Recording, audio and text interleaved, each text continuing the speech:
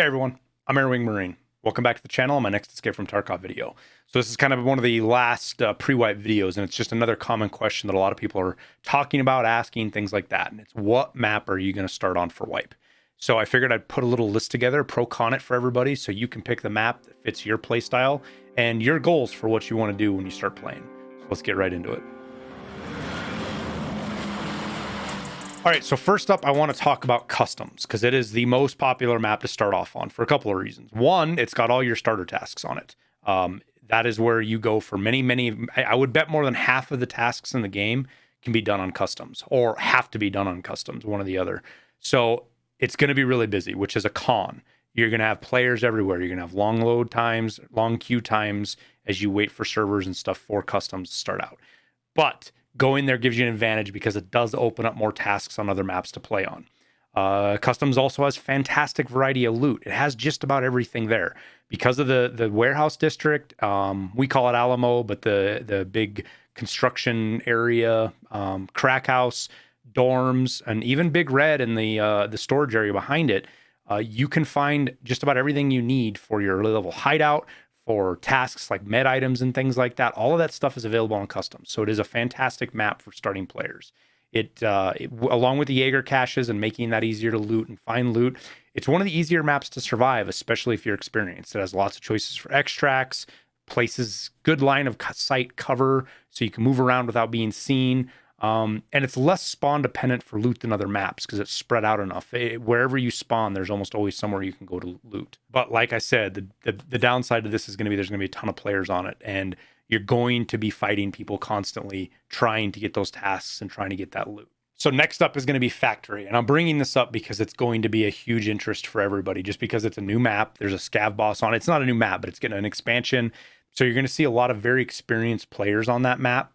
People that want to go check it out and check out the new content and see what it's all about. So you're going to have loads of XP from PvP and killing scavs and to kill the scav boss, assuming you're going to be able to kill him. We don't know how hard he's going to be yet. And you can gear up pretty quickly. You're going to be able to get your off of scavs and stuff like that. Not so much barter items or task items or anything along those lines, but as far as gear, guns, things like that, it's a pretty good place to go. Now, before the wipe, it does have some spawns for those 3M body armors that you need, but you usually can find those pretty much anywhere. If you kill enough scavs, one of them will spawn with on there. So I wouldn't necessarily say that's the best place to go get it, but they do have hard spawns. I think there's 3 of them at the very least right now, if not more when the wipe comes, of those 3M armor spawns. But again, the negatives are no task progression there. And unless you have a factory key, and assuming that doesn't change, there's only one extract, and it does get heavily camped. So another one that's going to be really popular, I think, this wipe, which it hasn't been in the past, but it's going to be this wipe, is Woods. But I still think it's going to be better than Customs because it's so spread out. It's so big. Your chances of running into other players are a lot smaller, especially if you loot really close to where you spawn and then try to get out versus go wandering around all over the map and end up running into players. So that means you've got uncontested loot all over the map. There's caches, which you can load up all sorts of maps to find those. You got the bunkers and some cabins, but it's kind of heavily spawn dependent. Some of the loot is better based on the spawn you get. Like if you get Scav House or, outskirts, you're not going to be as great as getting into loot as some of the other spawns are. But that being said, it does have one of the easier Scav bosses, in my opinion, to fight. Sturman can kind of be a potato head when it comes to fighting him and cheesing him, especially if you don't run into him on accident. So there's a chance to get some pretty good gear there right out the gate if you kill the scav boss. There is lots of loot spawns there, which are really handy for some of the early tasks like Jaeger and stuff, plus just staying alive in general. And it does have a purchase extract. There's 3,000 rubles gets you out at the bridge over by the village. You have to look on a map to figure where that's out specifically, but it's there available. It's another option. So make sure you come in with money if you go there or you find your 3,000, you're looking for it. Now, Interchange is an interesting one. You can't get any task progression done there until you're level 15, but it has some of the best loot in early game. The mall itself has so much barter loot in it, plus all the PCs for wires, thumb drives, things like that. And it's the #1 place to go for gas analyzers, which some people struggle for. They spawn all over the place. It has food spawns in the grocery store. Tons of scavs spawn around there. It has weapon caches, and it even has Killa. If you're brave enough to go after him, or dumb enough, depending on who you are, you can fare out pretty well killing him early on with that level 5 armor and stuff like that. Get Eagle Nick or BS in an RPK. It's pretty stacked build to have early wipe. Now you have to remember it's heavily contested early. There's going to be people running for the tech spawns, running for these spawns. So you're going to be fighting lots of people at these places. It's a popular place for people to loot early. And it has highly camped extracts.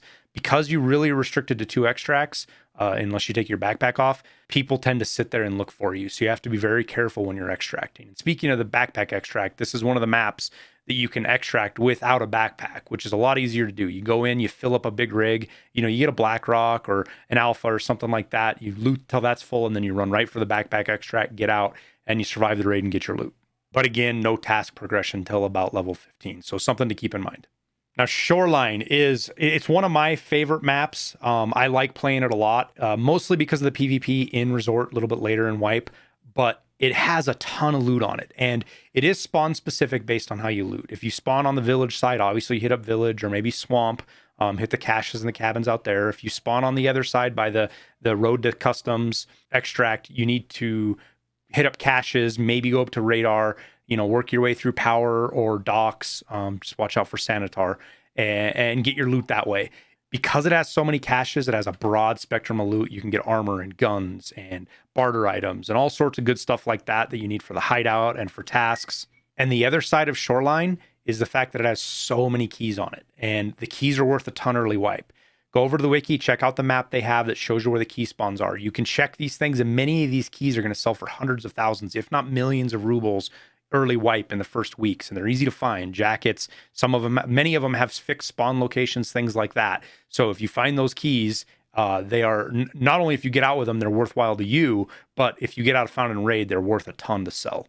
But again, kind of like Interchange, the extracts are very limited and often camped, especially tunnel. So you just have to be very careful, and don't hesitate to check some of the other extracts that are open from time to time, as they'll allow you to get out a raid and not risk getting extract camped. All right, for Reserve, this is one of my favorite maps in the game. It can be brutal to play, it's hard to learn, but once you get there, it's a lot of fun. And it has top tier loot by far. This and Interchange are probably 2 of the best loots out the gate, starting the Wipe, just with how much power they are. And while Interchange is more towards making money and stuff for your hideout and stuff, Reserve is for gear. You find tons of really good attachments, ammo, gear off of raiders or the scav boss. All of that stuff will really amplify how powerful you are early Wipe if you're successful in getting out a raid. But on the flip side of that, it has tons of jackets, filing cabinets, and loot that's not locked behind doors that you can get to and make a ton of money on. I have a Reserve loot guide. For now, I don't know if it's going to hold through the Wipe. You can go check that out if you want more information on that. But it is a map with a ton of resources, so just keep that in mind. And it also has one of those non-backpack extracts, so you can get out really quickly. The other side of that, though, is the 2 extracts, the early Wipe that you're going to use, because I'm assuming nobody's going to have a Red Rebel right away unless you get really lucky to use the Cliff Descent. D2 and the Hermetic Door are really difficult extracts to use. They get camped a lot, and they're really high risk. And you can wait till terrain, but then you're fighting player scavs trying to get out as well. And like the last 3 maps we've talked about, there is no real good task progression here. There's a couple of tasks. Again, they might change all of this with the Wipe, but right now there's not a lot of tasks there.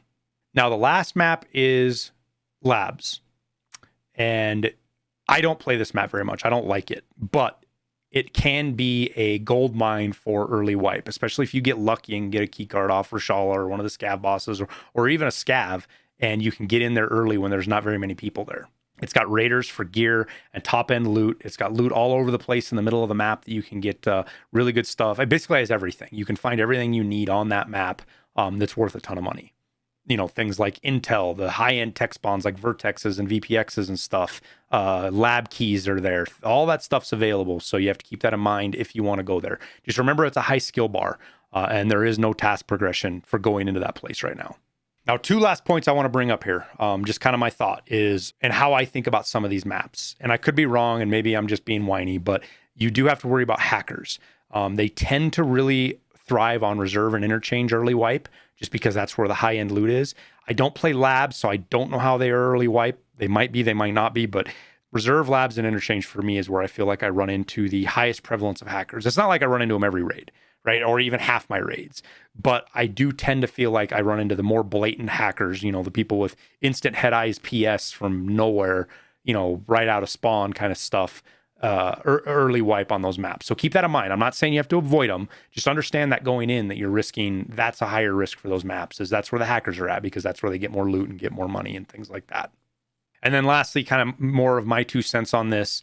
I feel like labs and reserves should be locked behind tasks personally, or quests or levels, something, because going into these maps at level 1 or, maybe level 2 or 3, because you got a lab key card on your first raid, going into these maps at the beginning just ruins the progression of the game. I feel like it steals it. And then there's a ton of downstream problems because of that, with flooding the market with high end gear. And basically, you have players running end game gear within the first couple of days of the wipe, and that progression just gets ruined. But that's my 2 cents, my feeling on it. I doubt BSG follows me, so it doesn't really matter much. Just wanted to throw that in the video. So I hope this is helpful. I hope it makes you make a decision on where you want to run in the wipe, and makes your choice a little bit easier to make.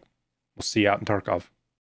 Well, that wraps up the video. I appreciate you watching. Make sure you hit that like button because it helps out the channel a bunch. And subscribe for future content. We also have a Discord, links down in the description, that you can come join. We're filling up with a bunch of chill people who just love to play Tarkov. If you're looking to support the channel in other ways, we've launched a Patreon with some benefits like access to a Discord channel, constantly updated spreadsheet for my hideout calculations, and some other things if you want to go check it out over there. Lastly, thanks for your support on YouTube. It means the world to me, and I greatly appreciate every one of you. So with that, we'll wrap it up, and we'll see you in Tarkov.